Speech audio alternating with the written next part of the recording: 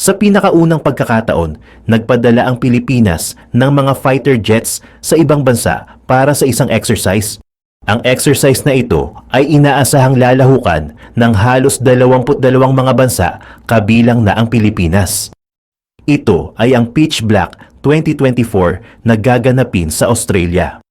Ang mga jets na pinadala ng Pilipinas ay ang mga FA-50 fighter jets na may layunin na mapaigting ang kakayahan sa pagdepensa ng ating teritoryo at nilinaw na hindi para sa paghahanda na lumaban sa anumang bansa.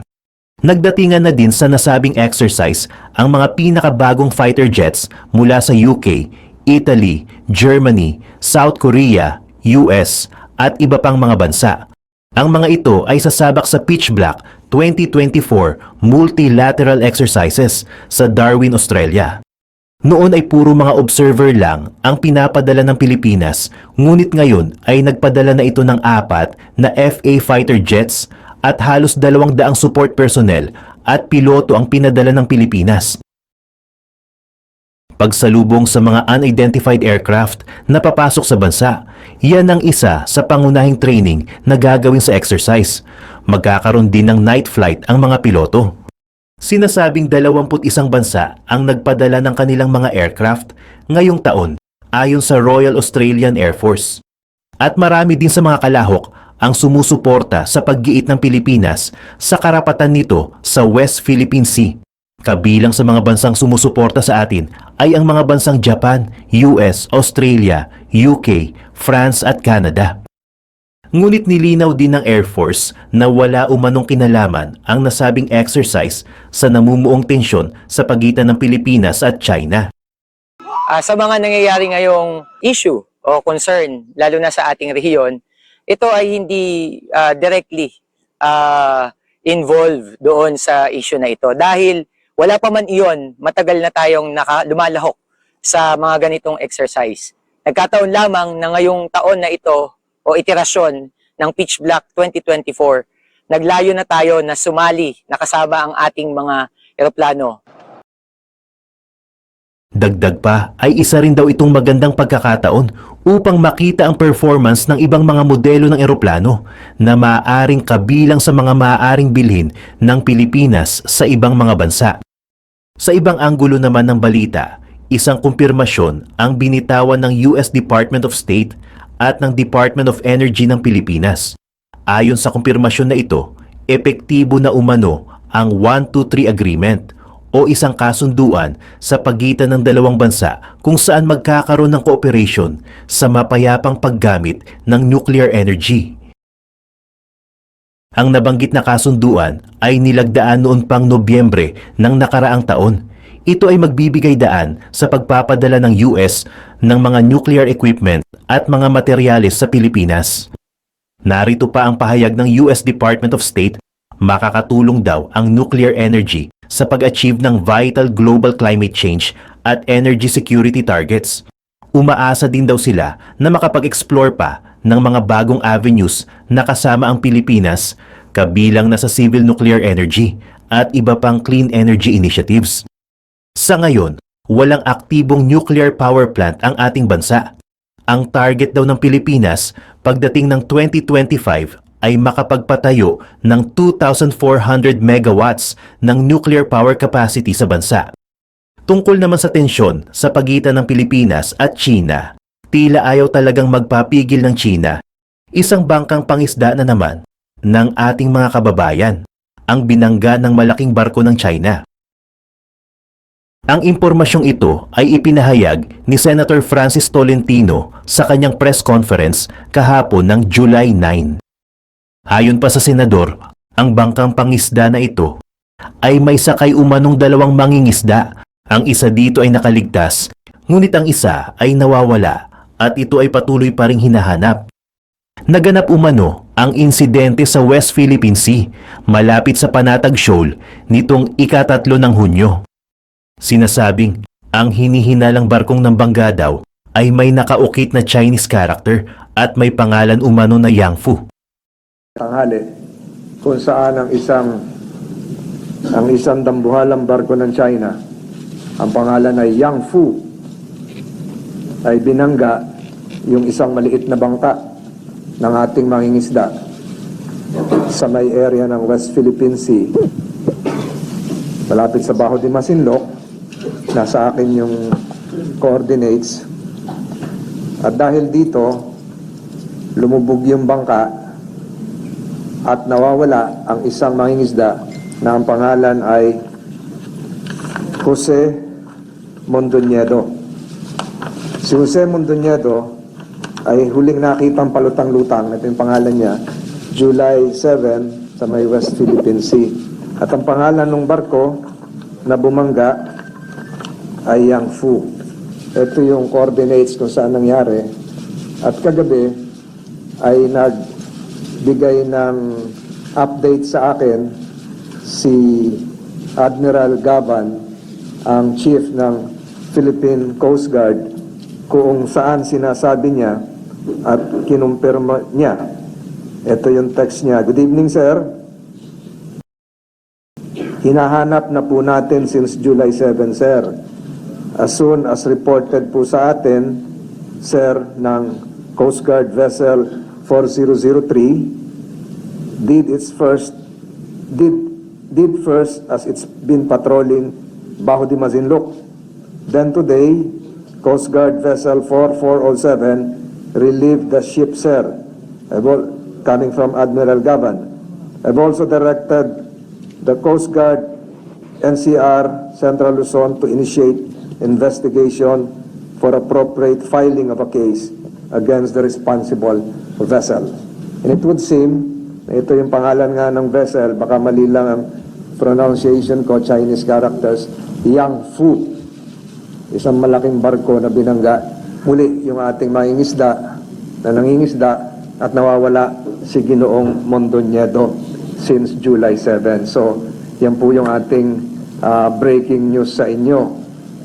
Kung matatandaan nyo, matagal-tagal na, meron din nangyaring insidente nito sa may Dalampasigan, malapit sa Pangasinan, kung saan meron tayong na-file na kaso at nag-report na rin po sa akin ng Department of Justice na kahit walang koordinasyon at tulong ang Marshall Islands, ay nasampahan na ng kaso yung isang barko. Kung matatandaan nyo, nag-hearing tayo mga ilang buwan na, matagal-tagal na yon, kung saan meron ding nasawi na mga mangingisda tayo. So ito, kumpirmado ito, July 7. Nais ko pong kunin ang pagkakataong ito para marinig nyo yung isang nag-report sa akin sa pangyayaring ito.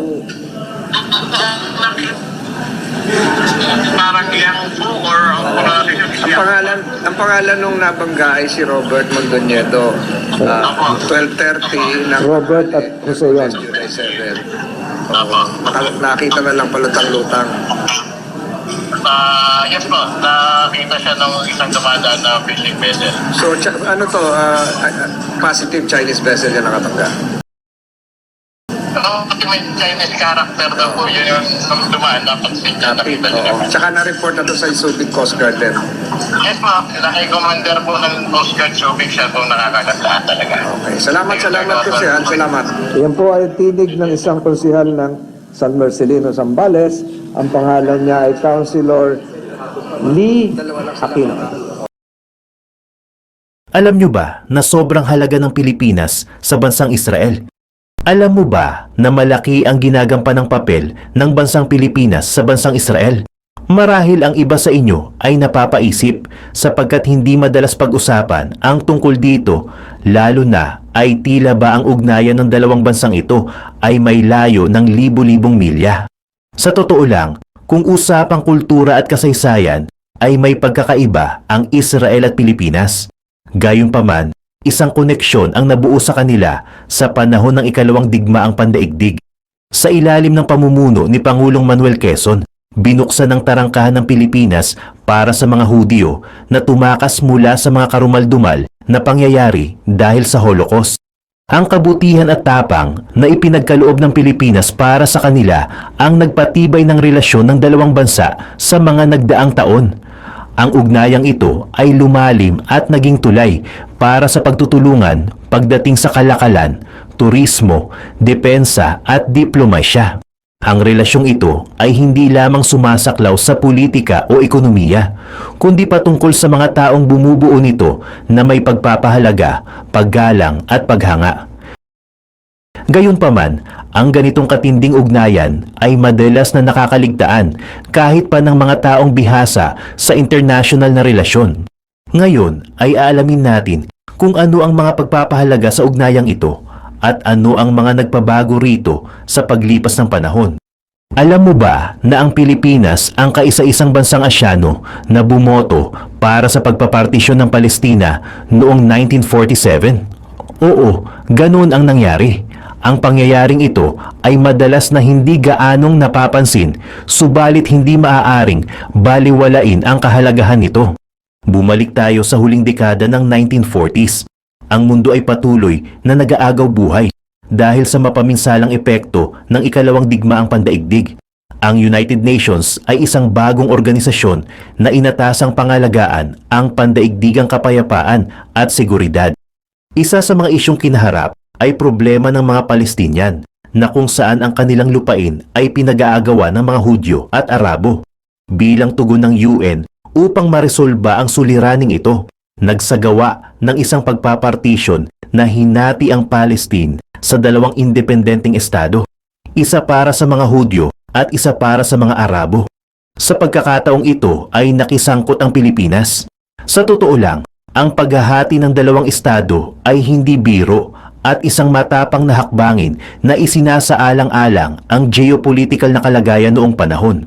Karamihan sa mga bansang Asyano ay nag-abstain o hindi bumoto dahil sa kanilang ugnayan sa mga bansang Arabo.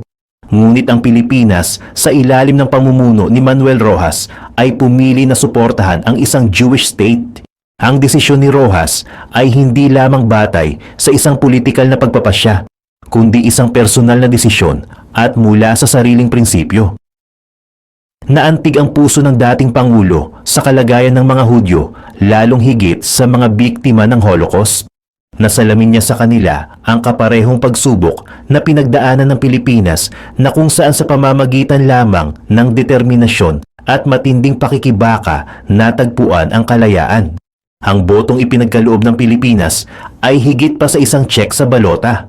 Ito ay isang pagpapahayag ng suporta at pagbibigay ng pag-asa bilang tanglaw, pagkakaloob ng tahanan para sa mga taong wala nito, at ito ay mayroong malalim na epekto. Ang plano ng pagpapartisyon ng UN ay inaprubahan ng karamihan at ito ang nagbukas ng daan para sa pagtatatag ng Estado ng Israel. Isipin kung wala ang maliit na isla ng bansa, marahil wala ang Israel sa kasalukuyan. Ang boto ng Pilipinas noong 1947 ay patunay sa kanilang dedikasyon sa katarungan at dignidad ng tao. Ito ang naging daan upang magpatuloy ang kasaysayan ng Israel. Ito ay isang kwento na patungkol sa pagkakaisa, pagtindig para sa katotohanan, kahit na hindi naman ito ang popular na pagpipilian, at isang kwento na nararapat balikan at alalahanin. Kumusta naman kaya kung paano napaunlad ng koneksyong ito ang mga kalagayang pampolitika, pang-ekonomiya at pangkultura sa pagitan ng Pilipinas at Israel? Ang Pilipinas bilang kaisa-isang bansa na nagtatag ng ganap na diplomatikong ugnayan sa Israel ay nagresulta sa iba't ibang kasunduang kooperatiba na nagpalakas sa kanilang politikal na ugnayan. Pagdating naman sa aspetong pang-ekonomiya, ang relasyon sa pagitan ng dalawang bansa ay patunay ng mga mutual na benepisyo. Sa katunayan, ang Israel ay isa sa mga pangunahing trading partners ng Pilipinas na may malaking dami ng kalakal at serbisyo. Ang teknolohikal na kasanayan ng Israel pagdating sa agrikultura at pamamahala ng tubig ay labis na napapakinabangan sa Pilipinas. Bilang kapalit, nag-alok ang Pilipinas ng malaking merkado para sa mga produkto at teknolohiya ng Israel. Mayroon ding mga programa gaya ng cultural exchange na kung saan mayroong libu-libong manggagawang Pilipino na naninirahan sa Israel. Sila ay nakapagbibigay ng contribution sa ekonomiya at lipunan nito habang nakapagpapadala ng remittances sa kanilang tahanan. Ang mga manggagawang ito ay nagsilbing tulay sa pagitan ng dalawang kultura na nagtataguyod ng mutual na pagpapahalaga at paggalang. Sa katunayan taon-taon ay libu-libong Pilipino ang bumibisita sa Israel para sa isang relihiyosong paglalakbay. Gayon din naman ang mga taga-Israel na bumibisita sa Pilipinas dahil sa mga magagandang beaches nito at kahangahangang kultura. Bukod dito, parehong pinahahalagahan ng dalawang bansa ang demokrasya, kalayaan at karapatang pantao. Ang mga magkasamang ideal na ito ang bumubuo sa pundasyon ng kanilang ugnayan dahil sa patuloy na alyansa. Hindi lamang ito sa antas ng bansa tanging sumusuporta. Ito ay nakatulong din sa pagtaas ng antas ng individual. Naging daan din ito upang maraming Israeli at Pilipino ang magkaroon ng personal na ugnayan na bumuo sa pagkakaibigan at pagpapakasal na nagbuklod sa dalawang tao na mayroong magkaibang kultura. Kung usapang teknolohiya naman, ang Israel na maituturing bilang startup nation ay naging pangunahing tanglaw sa industriya ng teknolohiya sa loob ng maraming taon. Sa patuloy na paglago ng digital na ekonomiya ng Pilipinas, nagkaroon ng pagkakataon ang dalawang bansa upang mag-innovate ng magkasama. Gaya na lamang ng pagkakaroon ng cutting edge bilang solusyon sa cybersecurity hanggang sa makabagong innovation sa health tech.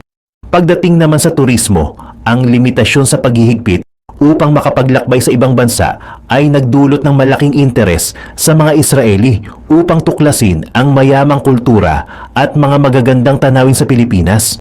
Bilang kapalit, naging mainit din ang pagtanggap ng bansang Israel sa mga turistang Pilipino. Ang mutual na palitan ng mga turista ay hindi lamang nakapagpalakas sa ekonomiya, kundi nagdulot din ng mas malalim na pangunawa at respeto sa pagitan ng mga mamamayan ng dalawang bansang ito. Sa edukasyon naman, may reputation ang Israel para sa mas mataas na kalidad ng edukasyon, lalo na sa agham at teknolohiya. Ang mga lumalaking populasyon ng mga kabataang Pilipino ay maaaring magkaroon ng opportunity para sa mga educational exchange and joint program sa pagitan ng Israel at Pilipinas. Sa makatuwid, maaari itong magbukas ng daan para sa mga bagong henerasyon ng leader at innovators na magdudulot ng magandang pagbabago sa lipunan dahil sa magandang ugnayan ng dalawang bansa. Sa huli, ang mga ito ang nagbukas ng potensyal para sa higit pang pagtutulungan sa politika, habang ang geopolitical na gawain ay nagbabago. Ang dalawang bansang ito na may magkaugnay na kasaysayan at respeto sa isa't isa ay maaaring gampanan ang isang mahalagang papel para sa pagpapanday ng mga patakaran sa rehiyonal at pandaigdigang antas.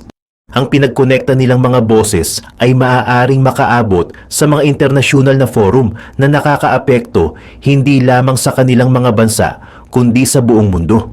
Ang kinabukasan ay magiging magaan sa dalawang bansang ito. Dahil sa may pagkakaparehas nilang kasaysayan, nabuo ang isang matibay na pundasyon. Isa lamang ang tiyak. Ang ugnayan sa pagitan ng Pilipinas at Israel ay hindi lamang ito patungkol sa pakikibaka sa hamon ng buhay, kundi isang halimbawa ng pagbabago sa mundo. I-share nga ako sa inyo na 10 legit loan application na talagang mabilis tayo ma-approve. Dahil sa mismong araw ng loan application ay makukuha kagad natin ang pera. 10 ay sa GCash. Yan kung madalas kayong gumamit ng GCash. Meron sila ditong 3 na ino-offer, which is G-Loan, G-Credit, at saka G-Gives. So kung cash naman ang gusto nyo dito, ay mag-G-Loan kayo. Dahil ang ilo-loan nyo dito ay mapupunta sa may GCash wallet nyo. At pwede nyo na rin i-withdraw or ipa-cash out sa kahit na saang tindahan. Payable din siya up to 12 months. Make sure lang na hindi ka magpapalit ng bayad mo sa kanila. At sa may G-Gives naman, pwedeng-pwede dito ang pagbabayad nga sa may bills. Pwedeng-pwede ito sa mga bills nyo. Pero bago ka ma-qualify dito, dapat ay mataas na ang G-score nyo. Yung G-score nyo, i-check nyo na. Baka meron na kayong offer sa G-Loan. Ang next naman ay sa G-Gives. Yan, napakaliit lang din ng interest dito. Kaya talagang the best tong 3 na to sa may GCash. Ang next naman natin ay ang Mr. Cash. Ito, recommended ko talaga ito. Maliit din na kinakaltas nila sa loan. For example, dito, ang iniloan nyo is 1,500 pesos. Ang matatanggap nyo na lang is 1,365 pesos. Napakaliit lang na makakaltas. Kaya good sa akin ito. Ang maganda pa dito, after 30 days pa ang repayment.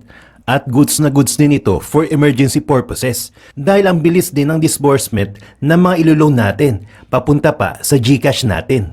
At dito nga pala, meron pa silang reward system.